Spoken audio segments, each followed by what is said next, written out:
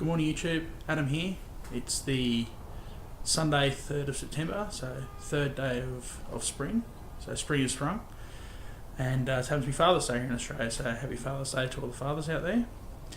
Just doing a quick video update. It's been a couple of months to put a video up, which is far too long. It's not going to be much about the solar today. It's going to be more of a general chat. Show you what's going on around here. I've recently moved into the new house, and hence why this is the solar setup is no longer in the location it was before. So now we're out of the apartment, I can move it into the new house, and as you can see there's a new inverter attached to it, so we're doing a little bit of testing, and I'll get a closer look and take you along for the ride, and you can have a look what's going on. Okay YouTube, so as you can see here, you've got the new inverter just here. It's 2000 watt continuous, Chinese cheapo. It's all I could afford, so it'll have to do. I've got it hooked up at the moment, just using the cables that it came with, which are over here.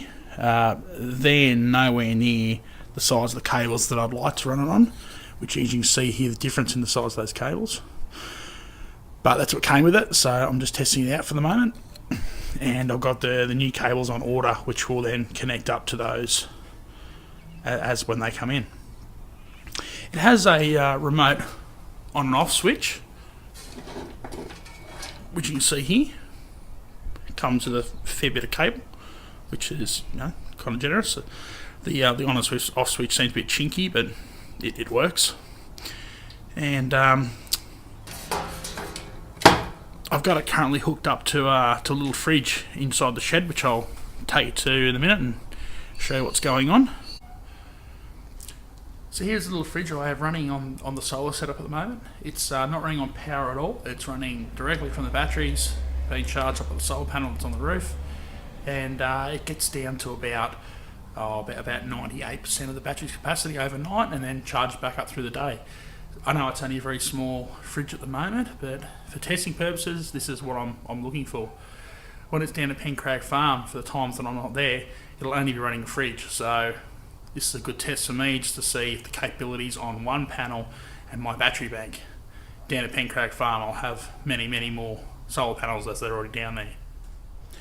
So on top of the solar panel stuff which I've just shown you, I've got some other things to show you, which for people who've been following my Facebook page, I've donned Homestead Training. It's basically our veggie patch and the progress we're making on that. So I'll take you around and show you what's going on there. Okay, so this raised garden bed I have here, it's 1 metre wide, it's 600mm high, and it's 7.5 metres long, so it's quite a big garden bed. I recently just put all the soil in yesterday, so it took just a little under 4 cubic metres of soil, and I just got that soil from the local landscaping supply shop. It's called Veggie Mix, and it was $240 delivered, which ain't too bad. Okay, so we're in the greenhouse now. We've got a lot of seedlings in, ready to go. Obviously this one here is well established. It's a coriander we bought from the shop. It was already seeded up and ready to go, and thought, oh, I'll multiply that one and start using it in the cooking. Have all sorts of different things here: parsley, oregano, thyme, chives. You can see just down there, little thymes are starting to come up. We also have more parsley. Oh, sorry, parsnips and more parsnips here. Capsicums, tomatoes, lettuce, whitloff. What's that one? Cherry tomatoes. And also this one here. Got some basil. Snap peas. Sorry, they're flowering plants that that Mrs. wanted to have, so they'll be good to get the bees around. Also got turnips here, cauliflower, broccoli, basil, tomatoes and chilli. And as you can see, lots of turnips, lots of broccoli, lots of cauliflower coming up. We have a rosemary down here. On this side we have some lettuces, spinach, corn, rocket, tomatoes, coriander, all sorts of stuff. Onions, which haven't come up yet, and all the carrots. And we have some grow bags down here that have some potatoes in them. And also we have our mint, which is absolutely delicious. Okay, so why the delay in getting videos out? Well, as I said before, new house. New house means renovations. That's carpets and flooring and painting and new doors and new lights and all sorts of stuff, which have been keeping me pretty busy at the moment. Good thing is that's all coming to an end. The bedrooms are done, lounge room, dining room's done. I have bathrooms to do as well and laundry, but they'll be happening over the next year or so as the condition of them is good enough to get us by. So what's going to happen in the future? Well, as you can see from our seedlings, we're going to be doing a lot of gardening. So the Homestead Training project will be in full swing, and hopefully going to get a lot of videos out for that. There's also the solar behind me. But the new cable's got to come in. That'll get put on. I still have to finish the cabinet here before it's ready to end. Pencraig Farm, as it's not complete yet. I was hoping to do some redundancy items on this. Another charge controller, another inverter. Whether or not that happens, I'm not sure. In any case, it can happen at a later date.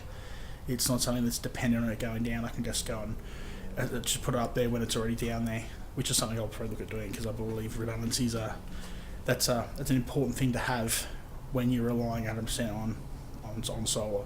You don't want to have something break down and then go, oh well, now I've got no power at all.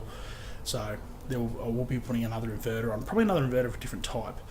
I've been looking at an inverter called EP Ever. I think that's what the name is. They are selling on eBay. They're about $500. I've been looking at those and they look promising, and I'll probably mount that one directly over top of the old one with an air gap around it.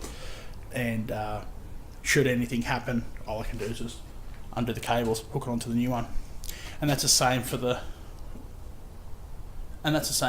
charge controller up here.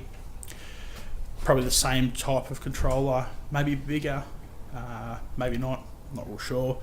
I might even decide to go control that can be used for wind, and put a little wind turbine down there. That's something I haven't really I've considered, and it may happen in the future. If not, maybe just be another solar controller. I do have the smart dongle coming for this, wherever it is, over here. Up there it is. For the smart dongle for the Vivitron, it allows you to connect your iPhone or Android phone to check the settings live, as long as you have, obviously, you're in Bluetooth distance, which obviously here I will be. Down at Pencraig Farm, obviously I won't be, but when I go down there, I can then hook up to Bluetooth because I don't have internet down there. So hook the Bluetooth up, I can see what happened over the last 30 days, and get some data, make sure everything's running as it should. Don't forget to like and subscribe, and also join us on our Facebook page, Pencraig Farm. Look forward to seeing you soon.